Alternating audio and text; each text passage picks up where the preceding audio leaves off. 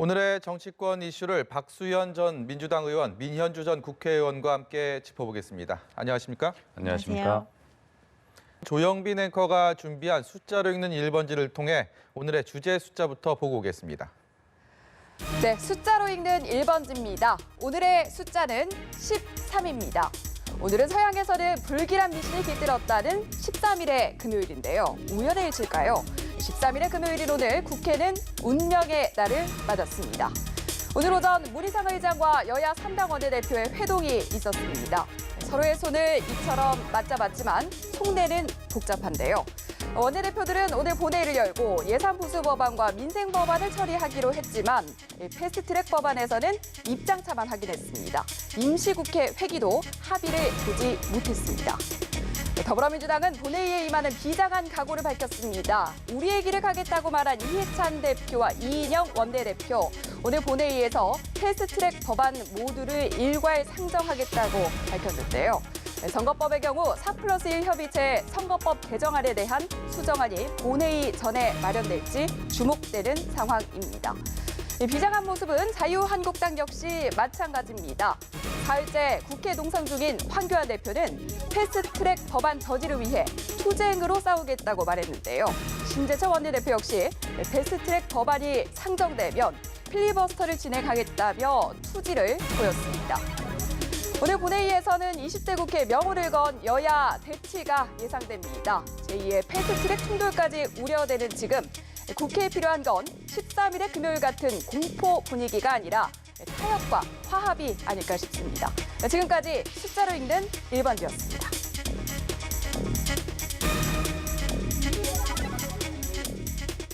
네, 국회 상황이 시시각각으로 변하고 있습니다. 당초 오후 3시에 문희상 국회의장과 여야 3당 원내대표가 만나기로 예정이 돼 있었지만 심재철 자유한국당 원내대표가 나타나지 않았습니다.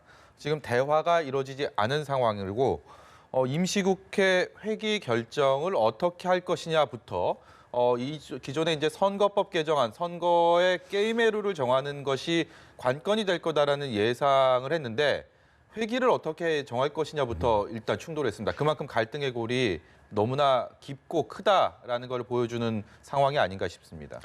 예, 우선 심재철 원내대표가 오늘 오전에 11시부터 있었던 국회의장과 그 원내대표 회담에서 합의했던 내용을 예상도 일부 하긴 했습니다만 여지없이 지금 현재 깨버린 그런 상황입니다.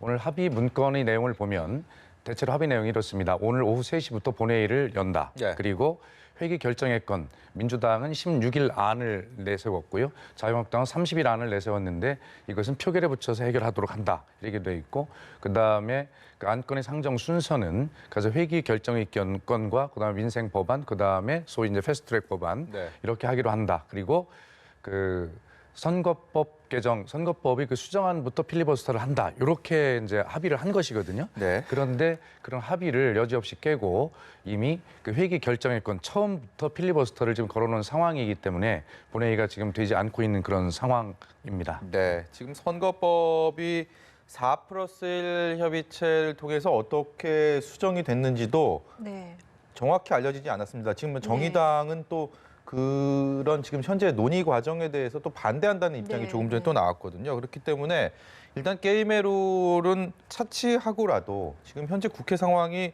워낙 급박하게 돌아가고 있는 데다가 자유한국당은 오후 4시니까 이제 한 15분 뒤에 국회 본청에서 또 패스트트랙 법안 관련 규탄 대회를 한다고 하거든요. 지금 현재 상황 어떻게 전망이 됩니까? 어떤 귀결을 될지 전혀 지금 예상조차 못하겠는 상황입니다. 오전에는 자유한국당이 어쨌든 제1야당이기 때문에 자유한국당의 입장이 중요한데요. 네. 오전에는 심재철 원내대표가 신임 원내대표죠.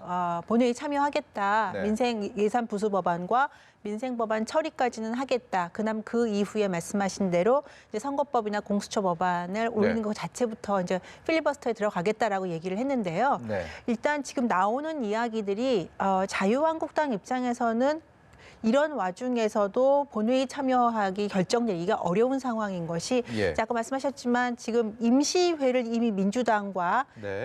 이제 범여권의 다른 군소 정당 등이 지금 합의한 상황인데요. 네. 임시국회를 이렇게 쪼개기 임시국회를 할 일정이라는 것이 예. 이미 알려지고 있어요. 그래서 어떤 모 언론에서는 깍두기 임시 회 일정이다라고까지 이야기가 비아냥거릴 정도인데요. 네. 그러니까 3일, 5일로 해서 연달아 임시회를 소집해 놓으면 그리고 그것을 국회의장께서 받으면 필리버스터를 갖다 자한당이 진행하더라도 네. 그 이후 바로 다음 임시회에서 법안 표결에 들어가게 됩니다.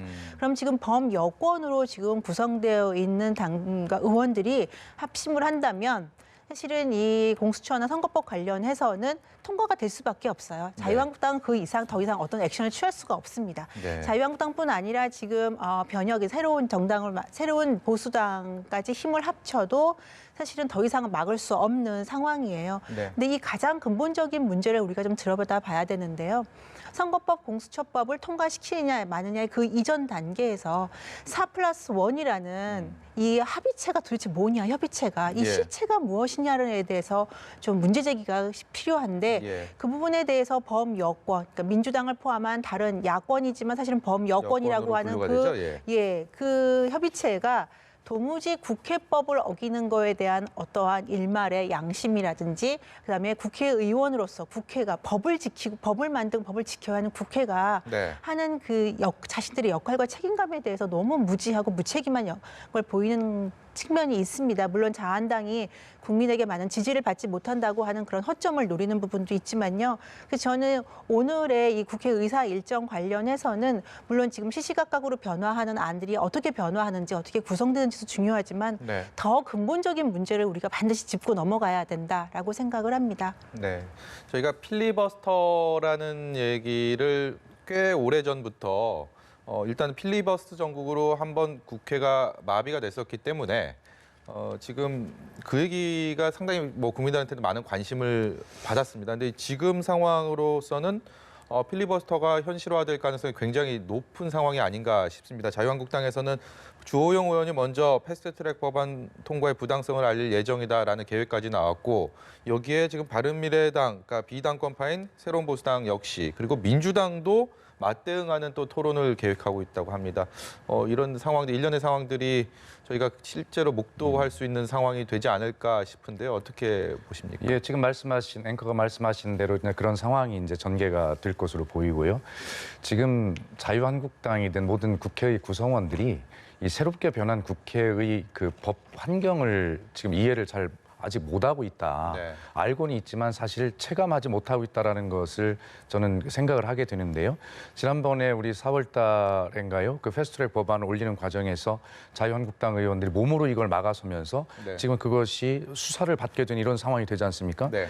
그때만 해도 사실은 이 국회 선진화법이라는 게 이렇게 엄한 법일 줄을 의원들이 몰랐던 것 같아요. 네, 그때도. 네, 네. 근데 지금 역시도 마찬가지입니다. 자유한국당이 지금 보십니다만 나를 밟고 가라 네. 이렇게 하고 있지만 지금 몸으로 막을 수 있는 것이 아무도 없습니다. 네. 지금 자유한국당이 저렇게 이것을 저지하겠다라고 한다면 저지할 수 있는 유일한 방법은 협상밖에는 없습니다. 예. 결과적으로 자신들이 이 패스트트랙 법안에 독소 조항이 있다거나 아니면 자신들이 원하는 어떤 방향이 있다면 협상을 통해서 자신들의 의견을 조금이라도 반영하는 것이 결과적으로 민주당이 하고자 하는 저런 법의 내용을 저지하는 유일한 방법이지 저렇게 해서 될 문제가 아니다라고 하는 이 환경의 변화를 잘 알지 못하고 있는 것 같고요. 네. 결과적으로 이 필리버스터라고 하는 것이 유일한 방법인데 이것은 어쨌든 다음 임시국회가 소집이 되면 네. 한번 필리버스터를 한 법안은 다시 할 수 없기 때문에 통과될 수밖에 없습니다. 네. 이런 환경을 빨리 이해하고 자유한국당이 지금이라도 시간은 있으니까 빨리 협상에 임해서 네. 자신들의 안을 조금이라도 더 반영하는 것 이것이 민주당의 안을 저지하는 유일한 길이다. 저렇게 막아서서 될 일이 아니다라고 하는 것을 빨리 깨닫기를 바랍니다. 네, 시청자들의 이해를 조금 더 쉽게 돕기 위해서 제가 민현주 의원께 네. 질문을 드려서 한번 정리를 해보도록 네. 하겠습니다. 지금 국회에서 민주당과 자유한국당의 현재 갈등의 가장 큰 대척점에 서 있는 부분은 임시국회 회기입니다. 네, 이 회기를 놓고 민주당은 다음 주 월요일까지 네. 그리고 한국당은 관례대로 30일 동안 네. 임시국회 회기를 하자라고 네. 지금 주장을 하면서 네. 이걸 가지고 충돌하고 있는 상황이거든요. 근데 이 임시국회 회기가 우리 박수현 전 의원께서 말씀하시는 중에도 잠깐 얘기가 나왔지만 왜 중요한지 왜 양 당이 여기에 대해서 지금 이렇게 대치를 하고 있는지 간단하게 정리를 좀 부탁드립니다. 핵심만 짧게 네. 말씀드릴게요. 지금 이제 필리버스터 관련해서 문제가 임시국회 회기가 되게 중요하게 되어 있는데요. 만일에 자유한국당이 이제 오늘 만일에 이제 본회의가 열려서 관련된 법안이 필리버스터 대상 법안이 상정이 되면은요, 그때부터 이제 시작을 할 수 있습니다. 자, 그런데 이 시작을 하게 되면 필리버스터를 지금 이제 의원들이 다 돌아가면서 하겠죠. 네. 그리고 나서 그게 표결이 안 된다면 계속 이어진다면 이 회기가 마감이 되고요. 그다음에 임시국회를 열게 돼요. 문희상 의장께서 임시국회를 이제 여시면 그 다음번 필리버스터가 있었던 마감했던 그 다음 회기 첫 번째 회기에 무조건 관련된 법안은 표결이 들어가게 되어 있습니다. 그런데 지금 민주당 같은 경우에는 일반적으로 이제 자유한국당이 한 것처럼 보통 임시국회를 일정 기간을 하는데요. 네. 민주당은 일정 기간 동안에 필리버스터가 계속될 것을 우려해서 그것을 저지하기 위해서 임시국회 일정을 굉장히 짧게 잡으면서요. 네. 여러 개를 연달아 잡아놓고 있는 상황이에요. 보통은 임시국회를 한번 열게 되면 그 통상적으로 지금 자유한국당이 신청한 기간 동안에 임시국회를 신청하고요. 그걸 마감한 다음에 그 다음 회기는 다시 협의를 해서 결정을 하게 되어 있습니다. 네. 그런데 이미 문희상 의장께 3일, 5일 단위로 임시국회를 여러 번을 열어서 관련된 자신들의 관심 있는 법안을 통과시키기 위한 절차고요. 보통은 통상적으로 국회의장께서는 이렇게 변칙적인 국회의사 일정은 하지를 않는데요. 네. 어떤 일인지 문희상 국회의장께서는 이번 마지막 국회에서만큼은 굉장히 변칙적인 운용을 지금 많이 하고 계세요. 국회법이 어겼다라고 하는 국회 33조, 국회법 33조를 어겼다라고 하는 원내 교섭단체끼리 협의를 해야 되는 예산안 상정부터 의장님께서 전혀 관련된 법을 준수할 의지를 보이시지도 않고 이런 임시회기도 초유의 사태죠. 이렇게 네. 짧은 기간 동안에 여러 번의 임시회를 반복해서 여는 것을 승인할 것 같다라는 그런 위험 부담, 그다음에 위기감 때문에 어떻게 보면 보수 야권에서는 총궐기를 할 수밖에 없는 상황이라고 생각합니다. 네. 하지만 이제 박지원 의원님께서 말씀하신 대로 궐기는 하고 총투쟁은 하지만 또 물밑에서 협상은 해야 되기 때문에요. 네. 그 점에서 굉장히 어려운 상황이 아닌가 싶습니다. 제가 한 가지만 좀 보충해서 설명을 좀 드리면요. 왜 16일로 민주당이 하느냐라고 네. 하는 것은 12월 17일이 예비 후보 네, 등록일입니다. 그렇죠. 예, 예. 그렇기 때문에 이 문제는 자기가 어느 선거구에 출마를 해야 될지 알지도 못하는 상황에서 선거운동을 해야 되는 이 초유의 사태를 자유한국당이 지금 만들고 있는 것 아니겠습니까? 예. 그렇기 때문에 문희상 국회의장 기억하시지만 문희상 국회의장이 위법한 국회를 운영한다라고 민 의원님 말씀하시지만 전혀 그렇지 않습니다. 이미 지난번에 문희상 의장은 패스트트랙 법안을 12월 3일로 부의하도록 하는 여의 편도 야의 편도 안 들어준 중간의 어떤 선택을 했어요. 네. 그래서 더 협상할 시간을 충분히 주고 지금 이것은 협상의 처음이나 중간이 아니라 협상의 마지막 이제 시간이 없는 단계입니다. 그렇기 예. 때문에 국회의장으로서는 국회를 비상하게 운영할 수밖에 없고 그러나 충분하게 마지막까지 협상을 계속 독려하고 있는 상황인데 문희상 의장이 국회를 국회법에 어긋나게 운영한다라고 하는 민현주 의원님의 말씀은 그건 조금 맞지 않는 얘기 같아요, 의원님. 네. 예, 보시는 해석하시는 견해에 따라서 다양한 해석을 할 수 있는 상황이라고 이해를 하면 될 것 같고요. 지금 선거법 개정안이 이번 패스트트랙 법안 관련해서도 여야의 그야말로 내년 4월 총선을 앞둔 게임의 룰이기 때문에 정말 중요한 상황인데 4+1 합의체를 통해서도 현재로서 네. 어떤 답을 가져오지 못한 상황입니다. 네. 즉 시시각각으로 들어오는 국회 소식을 보면 250석 대 비례대표 50석에서 300석에 50% 연동형 비례대표제 그리고 한도를 30%로 하고 석패율을 6개 권역 1명. 제가 말씀은 드리고 있지만 이 말씀 자체가 굉장히 어려울 정도로 네. 과거에 심상정 정의당 대표가 의석에 산출하는 그 산식의 계산법에 대해서 국민들이 알 필요가 없다라는 말을 할 정도로 그렇게 어려운 네. 상황입니다. 이 또한 지금 여야의 범여권의 합의도 안 된 상황이고요. 네. 글쎄요, 이 통과를 장담할 수 있을지 그리고 자유한국당이 이 게임의 룰을 정하는데 끝까지 어떤 대화에 참여하지 못할지 네. 여러 관심사들이 생겨날 수밖에 없는 상황입니다. 이 부분에 대해서 어떻게 봐야 됩니까? 우선 저는 반복해서 말씀드리지만 4+1 협의체 자체를 저는 인정할 수 없다고 생각을 네. 하고요.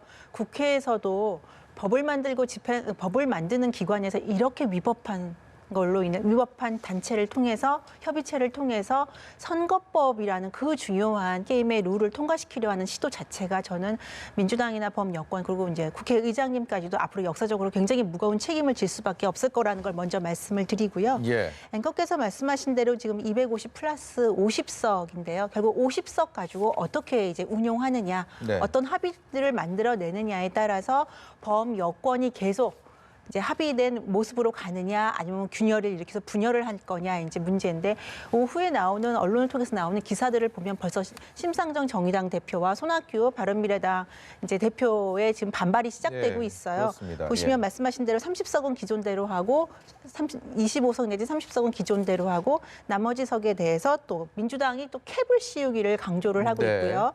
거기에 대해서 또 50%는 연동형이고 나머지는 준연동형이죠. 나머지는 권역별 비례라고 하는데 결국 6개 권역에서 1명, 네. 전체 6명 이내에서 각 당의 판단에 따라 할 수 그렇죠. 있도록. 결국 각 당이 예. 한 석씩 가져가라 이제 네. 이런 얘기인데요. 국민들께서 이 복잡한 산식 이해할 필요 없다라고 심상정 대표께서 네. 말씀하신 것대로 국민들은 우롱하는 법이냐 이렇게 말씀하실 수 있을 것 같아요. 그런데 결과적으로 이걸 놓고 보면 오늘 나온 갤럽 여론조사나 정당 지지율 통해서 이렇게 보면 크게 달라지는 상황은 없다고 보여집니다. 제가 네. 언뜻 계산을 해봐도요. 다만 지역구 세석이 줄어드는 게 가장 큰 문제일 거예요. 현행 253석에서 250석으로 줄어드는데요. 그러면 이 많은 지난한 싸움과 이 무질서를 보는 국민들께서는 결국 지역구 세석 갖고 싸운 거냐 이런 말씀을 하실 수밖에 없는 상황이 될 수도 있고요. 예. 그래서 이 안에 대해서는 크게 달라지는 내용이 없기 때문에 네. 자유한국당이 협상에 임할 가능성도 저는 배제할 수 없다고 생각합니다.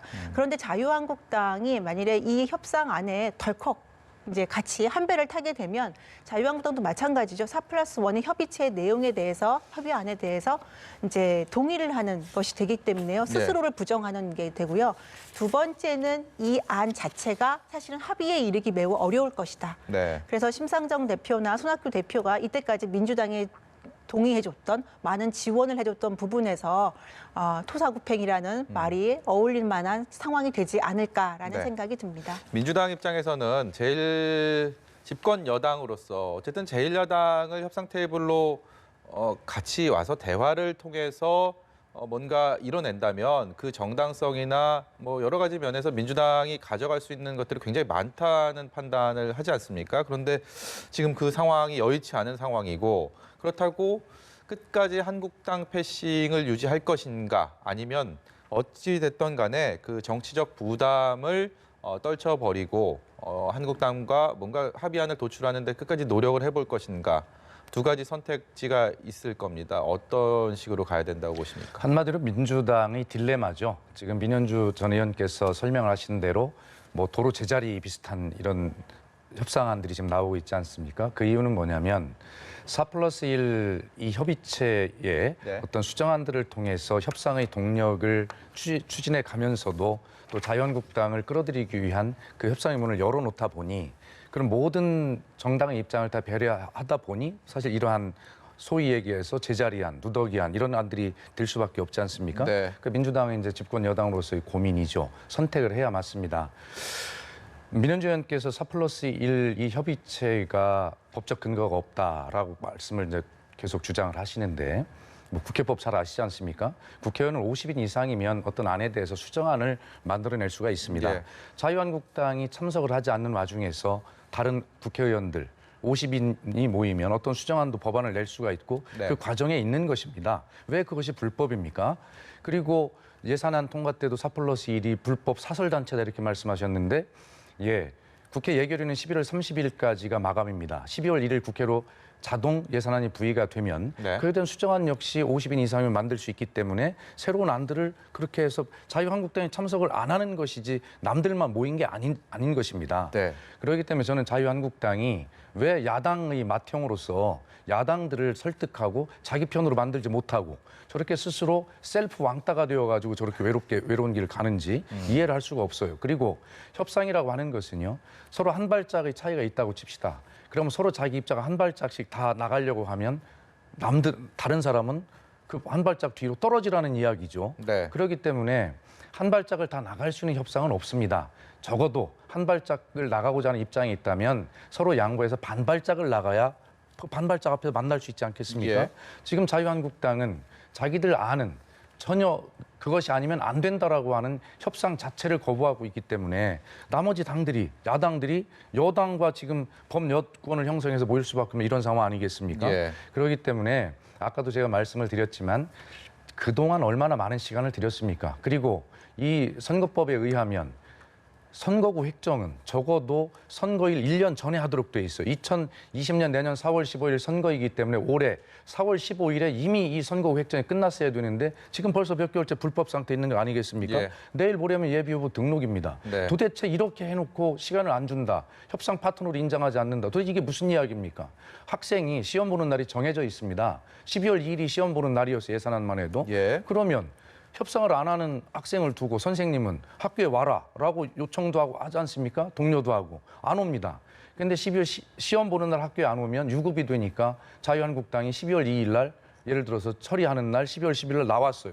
나왔는데 와서 시험 공부가 안 됐으니까 마치 시험 날짜를 연기해달라. 지금 이런 떼거지를 쓰고 있는 것 아니겠습니까? 예. 그렇기 때문에 지금 다시 한번 말씀드리지만 시간은 있습니다. 30분 아니면 모든 것에 대해서 합의안을 만들 수 있는 상황입니다. 그렇기 예. 때문에 자유한국당이 할 수 있는 유일한 저지할 수 있는 방법은 협상을 통해서 자신들의 안을 조금이라도 반영하는 것이 유일하게 민주당의 원안을 저지할 수 있는 길이다라고 하는 것을 좀 명심했으면 좋겠습니다. 네, 평소 누구보다 점잖으신 충청도 양반 박수현 전 의원의 이 격앙된 표정과 말씀을 들으면서 그만큼 국회 갈등의 골이 정말 깊구나라는 생각을 하게 됩니다.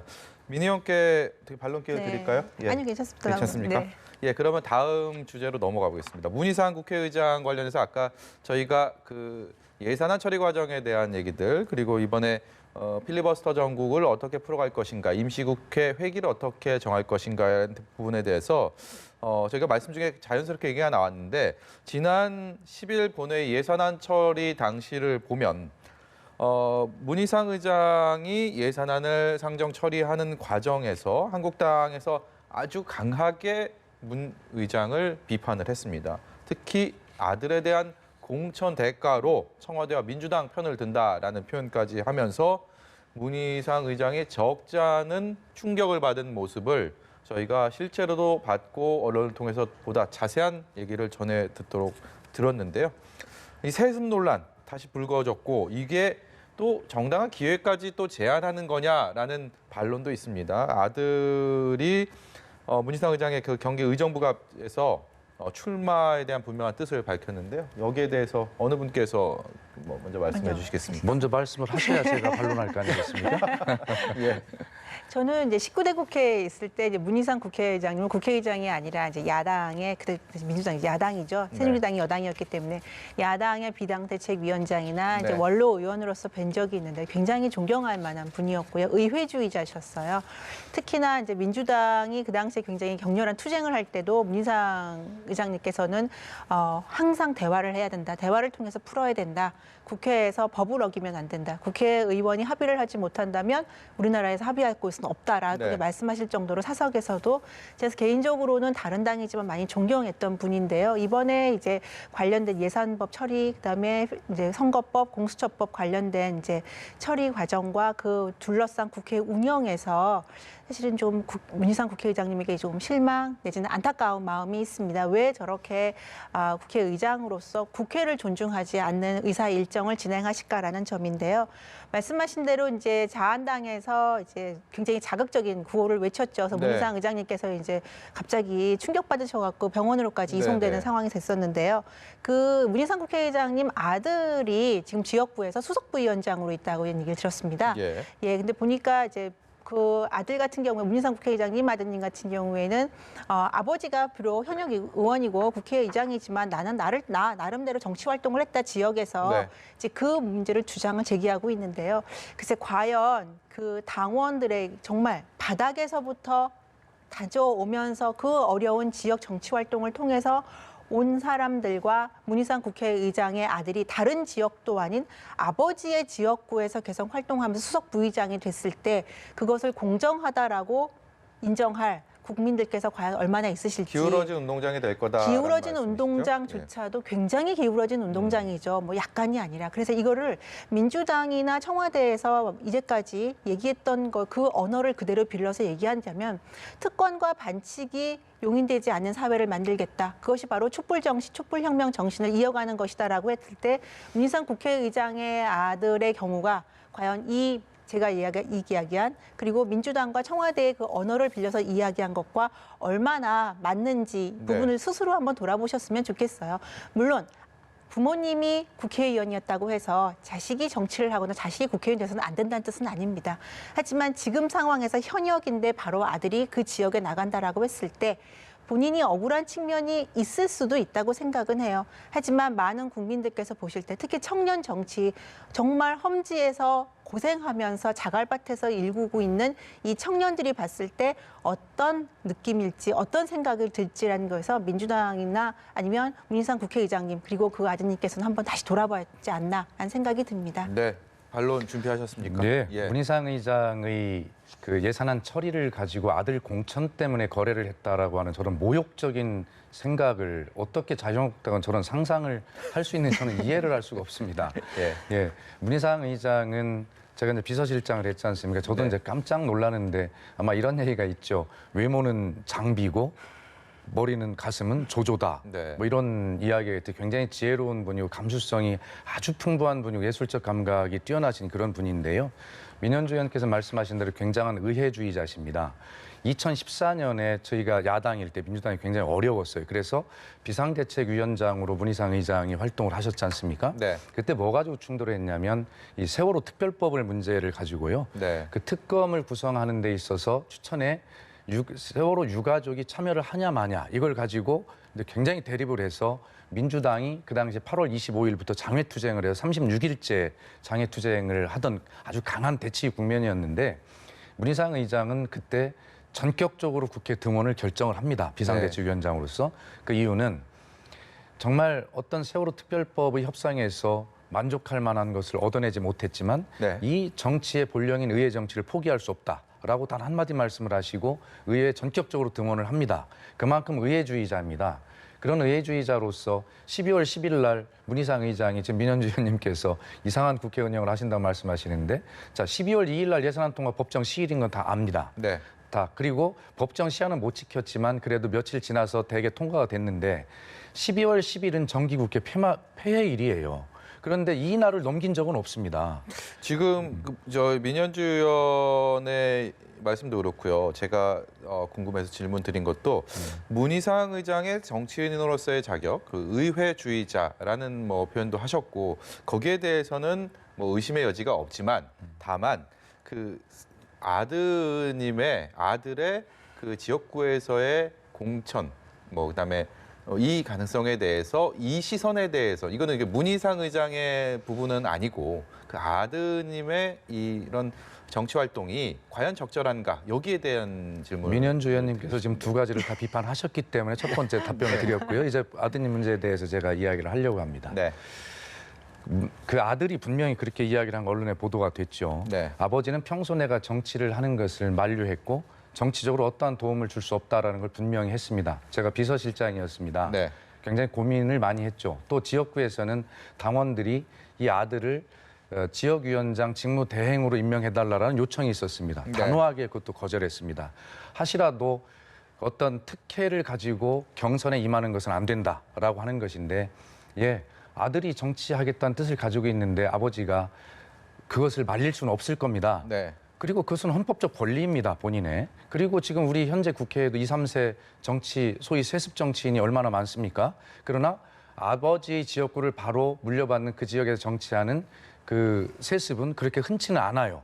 그러나 어쨌든 이 문제는 각 당이 아주 굉장히 공명하고 투명한 시스템 공천안을 지금 마련하고 있고요. 그렇기 때문에 이 문제는 결과적으로 본인의 의지를, 헌법적 권리를 누가 막을 수 있겠습니까? 예. 다만 얼만큼 지금 지적하신 대로 공정하고 투명한 그러한 어떤 특혜가 없는 그런 이미 뭐 특혜를 받는다고 말씀하시지만 그것과 그 본인이 개인의 권리 사이에 어떻게 접점을 찾아서 그런 지역 유권자들을 설득할 것인가 그리고 어떻게 평가를 받을 것인가 하는 문제는 오로지 그 지역 유권자와 당원들의 선택의 몫에 맡겨야 된다. 그것을 예산안 처리를 한 문의장의 국회 운영과 연결시키는 것은 네. 참으로 저열한 발상이다. 저는 그렇게 말씀드립니다. 앞으로 보면서 좀 공정한 잣대, 지역민들이 고개를 끄덕일 수 있는 그런 평가를 통해서 그런 기회를 제공을 하되 거기에 대해서 엄정한 평가를 하는 것이 맞다. 뭐 이 정도로 이해를 하면 되겠습니까? 그렇습니다. 네, 알겠습니다.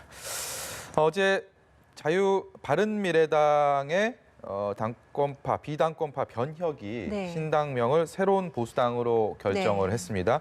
이게 전체 명도 새로운 보수당, 약칭으로도 새 보수당이죠? 네, 새 보수당입니다. 그러니까 뭐 풀네임이든 뭐 약칭이든 네. 보수라는 말이 들어갑니다. 네, 네. 이게 그렇게 흔하지 않았던 우리나라 네. 당명사상 최초라고 하길래 네. 일단 여쭤봐야 될 것 같아요. 이게 어떤 의미가 있는지. 물론 민현주 의원께서 되게 몸을 담고 계시니까 긍정적인 말씀을 하실 텐데 네. 부정적인 말씀이 있다면 준비해 주시고요. 예, 일단 새 보수당에 대해서 네. 좀 말씀을 부탁드릴게요.